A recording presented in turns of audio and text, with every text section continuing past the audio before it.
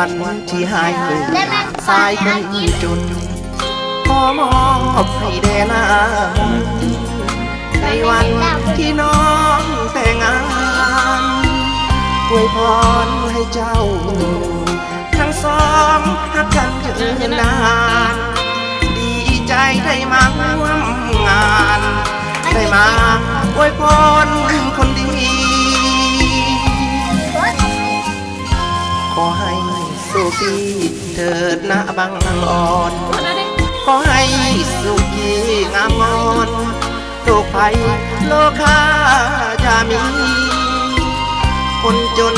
ยังอายดีใจเห็นน้องได้ดีศาสนาว่าถ้ามีจึงหวนพบกันแก้วตาศาสนาอายจนต้องยอมหลีกทางเป็นกรรมมาก่อนนับจากพอแข่งแพ้กันวันเงินคำแก้วแหวนสร้อยคอพอมีดอกหนา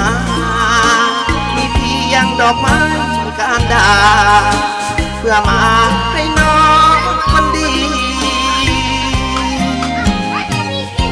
ของขวัญของอายมาให้หน้ามนจากใจของสายคนจนเพียงสองดอกไม้ที่มีถ้าน้องคิดว่าของควรบ่สมศักดิ์ศรีขอโทษเด้อน้องคนดี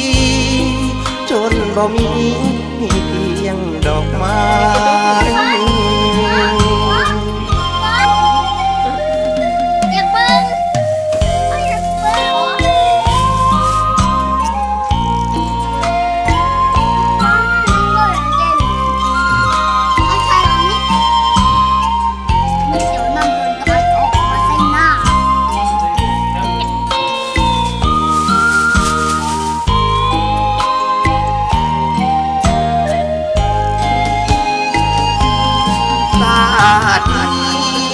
อายจนต้องยอมหลีกทาง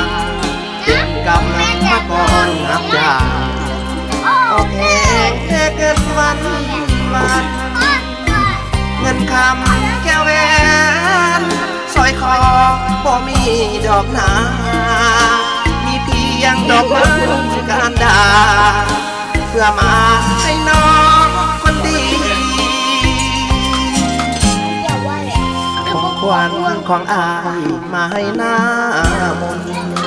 จากใจของสายคนจนเพียงสองดอกไม้ที่มีถ้าน้องคิดว่าของควรบ่สมศักดิ์ศรีขอโทษเด้อน้องคนดีจนบ่มีเพียงดอกไม้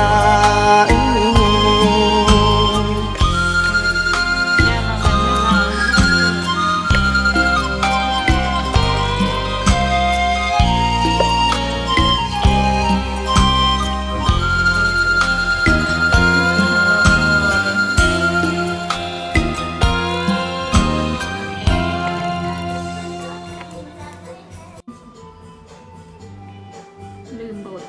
ลืมแล้วเขาชื่อ